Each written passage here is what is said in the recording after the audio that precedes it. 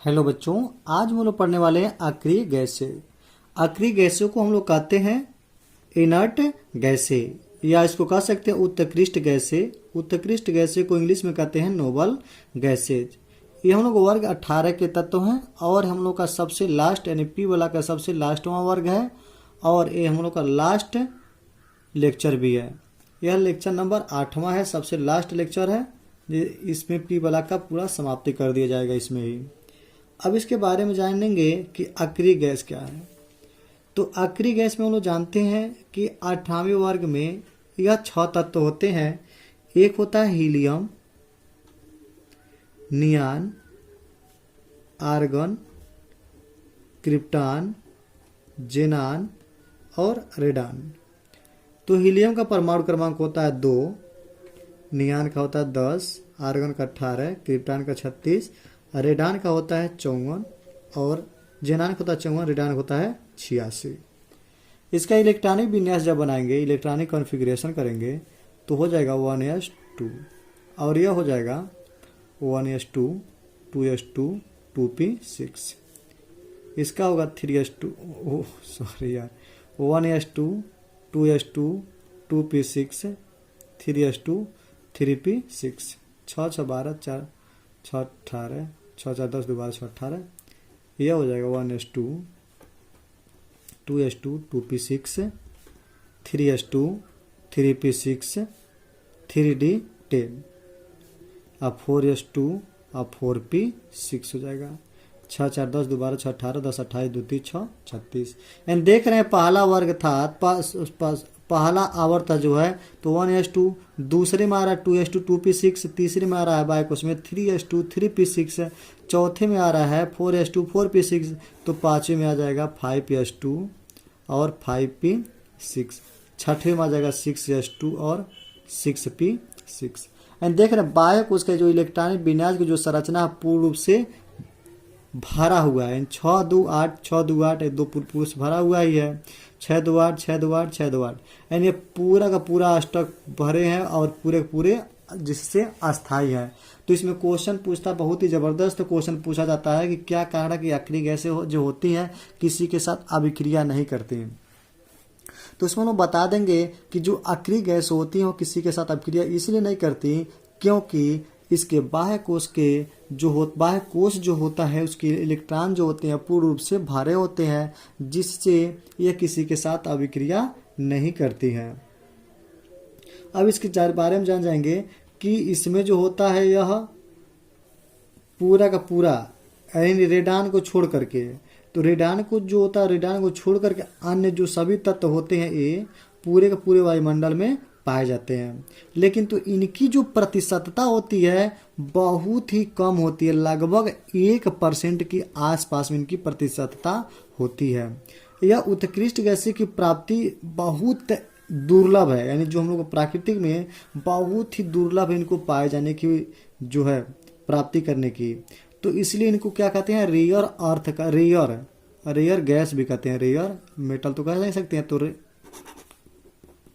Rare gas भी कहते हैं इसको, क्योंकि बहुत ही दुर्लभ है तो रेयर गैस कहा जाता है इसको। और रेडान जो होता है वह रेडियो एक्टिव तत्व है। अब जरा सोच लेते हैं, इसका फिजिकल प्रॉपर्टी देख लेते हैं कि यह जो होता है यह रंगहीन, गंधहीन और स्वादहीन होते हैं। इनके जो गलनांक जो होते हैं क्वथनांक बहुत ही कम होते हैं और ये जल में विलेय भी होते हैं। इसका फिजिकल प्रॉपर्टी हो जाती है। और केमिकल प्रॉपर्टी में जब जाते हैं, केमिकल प्रॉपर्टी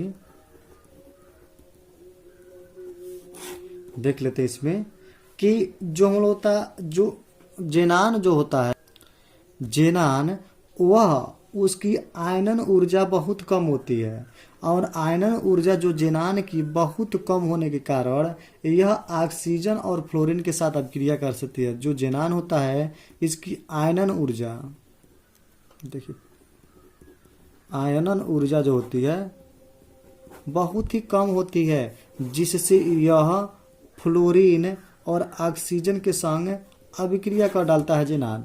तो कोई पूछता है कि अक्रिय गैसें तो होती हैं किसी के साथ अभिक्रिया नहीं करती, फिर भी जेनान अभिक्रिया क्यों करता है? तो बोल देंगे कि जेनान फ्लोरीन और ऑक्सीजन से इसलिए अब क्रिया करता है क्योंकि इसकी आयनन ऊर्जा बहुत ही कम होती है। यह सर्वप्रथम किसने जेनान को फ्लोरीन और ऑक्सीजन के साथ यानी अन्य किसी के साथ कैसे अब क्रिया किया था, जेनान को किस तरह से वो दिखाया था अब क्रिया करके? तो सर्वप्रथम एक वैज्ञानिक थे नील बार्टलेट। नील, चलिए दूसरा पेन ले लेते हैं। नील बार्टलेट, यह वैज्ञानिक है। बैठ देखिए, नील बार्टलेट यह वैज्ञानिक है। इन्होंने 1962 ईस्वी में जो नील बार्टलेट थे उन्होंने जेनान को सीधे अभिक्रिया द्वारा, जो जेनान जो होता है वह प्लेटिनम हेक्साफ्लोराइड के साथ, यानी प्लेटिनम हेक्साफ्लोराइड, जेनान को प्लेटिनम हेक्साफ्लोराइड के वाष्प से जब अभिक्रिया कराया था तो बना था हम लोगों का XePtF6 प्राप्त हुआ था। यह हम लोग का सबसे प्रथम प्राप्त किए थे। यह पीला क्रिस्टली ठोस बनाया गया और बाद में देखा गया कि जेनान के जो अस्थायी यौगिक हैं वह बहुत सारे हैं। जैसे मान लीजिए जेनान यानी XeF2 हो गया, XeF4 भी हो जाता है, XeF6 भी हो जाता है, एंड स्वानिटी बहुत सारे हैं, सब इसके यौगिक प्राप्त कर दिए जाते हैं। और आप लोग इसको हाइब्रिडाइजेशन में एग्जाम्पल के रूप में पढ़े होंगे, XeF6 और XeF4 को भी। तो यह कैसे अभिक्रिया करते हैं उसको हम लोग देख लेते हैं इसमें कि जो जेनान होता है वह फ्लोरीन के साथ अभिक्रिया करके लगभग 300 डिग्री सेल्सियस के ताप पर और उच्च दाब पर भी जब अभिक्रिया कराई जाती है तो जेनान F2 इन जेनान डाइफ्लोराइड प्राप्त कर लिया जाता है। या ऐसे भी कह सकते हो कि जेनान को यानी XeF2 को जेनान डाइफ्लोराइड को HCl के साथ यदि अभिक्रिया करा दें तो जेनान बाहर हो जाता है और हाइड्रोजन फ्लोराइड और हम लोग का क्लोरीन बाहर हो जाता है। ये प्राप्त हो जाते हैं सब। समीकरण संतुलित कर दीजिए 2 और हो जाएगा 2। चाहे तो ऐसे भी कर सकते हो, तो कर सकते हैं हम लोग कि जेनान को फ्लोरीन के साथ जब अभिक्रिया कराते हैं 400 डिग्री सेल्सियस पे तो बनता है XeF4 जेनान टेट्रा क्लोराइड यानी फ्लोराइड प्राप्त हो जाता है। ये हम लोग का जेनान की अभिक्रिया करने की मेथड है। और एक बहुत ही इम्पॉर्टेंट रिएक्शन है, उसको हम लोग देख लेते हैं, बहुत ज़बरदस्त है, जो इस प्रकार है। जैसे मान लीजिए जेनान टेट्रा फ्लोराइड यानी XeF4 और होता है जेनान हेक्साफ्लोराइड। यह जब जल अपघटन करते हैं, जल अपघटन कराते हैं तो बनाता हम लोग का XeO3 प्राप्त करता है, XeO3 बनता है। तो इसको आप लोग देखिए, बहुत ही इम्पॉर्टेंट है। हम लोग जा रहे हैं इसका रिएक्शन पढ़ने, बहुत ही ज़बरदस्त क्वेश्चन है। अक्रिय गैस परिवार से यानी 18वें वर्ग का बहुत ही लाजवाब रिएक्शन है। तो जैसे मान लीजिए जेनान टेट्राफ्लोराइड को जब जल के साथ अपघटन करते हैं तो बनता हम लोग का Xe और XeO3 और HF और बनता हम लोग का ऑक्सीजन। समीकरण को संतुलित कर दें, यहाँ 6 कर देंगे, यहाँ 12 कर देंगे, 12, यहाँ पर 4 कर देंगे और यहाँ पे 2 और यहाँ पे 24 और यहाँ पे 3। ये समीकरण संतुलित हो जाते हैं। ये तो था जेनान टेट्राफ्लोराइड की जल के साथ अभिक्रिया, तो ए प्राप्त होगा। यदि जेनान हेक्साफ्लोराइड का जब जल अपघटन कराते हैं तो प्राप्त होता है XeO3 जेनान ट्राइऑक्साइड या जेनान ऑक्साइड और बनता है HF। समीकरण कम पे तुलना कर दीजिए, तो यहाँ 6 है तो यहाँ 6 कर देंगे और यहाँ पर ठीक ठाक है, यहाँ बढ़िया है, 3 दूना 6 हाइड्रोजन है तो यहाँ पे 3 कर देंगे, समीकरण संतुलित हो जाता है। पढ़ने वाले हैं इसके उपयोगिता के बारे में, यानी उत्कृष्ट गैसें जो होती हैं उसके क्या क्या उपयोग है उसके बारे में हम लोग देखेंगे। तो सबसे पहला है हीलियम का उपयोग। तो हीलियम का उपयोग हम लोग जानते हैं कि यह बहुत हल्की और अज्वलनशील होने के कारण हीलियम को बैलूनों और वायुयान के टायरों में भरा जाता है, वायुयान के टायरों में भरी जाती है। दूसरा है कि समुद्र की गहराई तक गोता लगाने के लिए गोताखोरों द्वारा हीलियम और ऑक्सीजन का मिश्रण श्वसन के लिए प्रयुक्त किया जाता है, क्योंकि नाइट्रोजन जो गैस होती हैं की तुलना में नाइट्रोजन गैस जो होती हैं वह हीलियम की तुलना में रक्त में बहुत अधिक विलय होती हैं, जबकि हीलियम जो होता है बहुत कम विलय होता है। इसी कारण हीलियम का प्रयोग ऑक्सीजन में मिश्रण के रूप में करते हैं। तीसरा हम लोगों का है, नेक्स्ट है नियान का उपयोग। तो नियान का उपयोग में है कि यह निम्न दाब पर नियान गैस में विद्युत विसर्जन कराने पर नियान गैस को यह लाल रंग का क्या करता है, दीप्ति उत्पन्न करती है, नहीं ये देखने के लिए सहायता उत्पन्न करती है। तो जो कुहरे को भेदने की क्षमता होती है, निहान लैंपों का उपयोग हवाई पट्टियों को प्रदीप्त करने और हवाई अड्डों को संकेत के रूप में इसका उपयोग किया जाता है। दूसरी बात, इसका उपयोग सजावट करने के लिए प्रयुक्त किए जाते हैं। अब हम लोग देखेंगे अगला, आर्गन का उपयोग।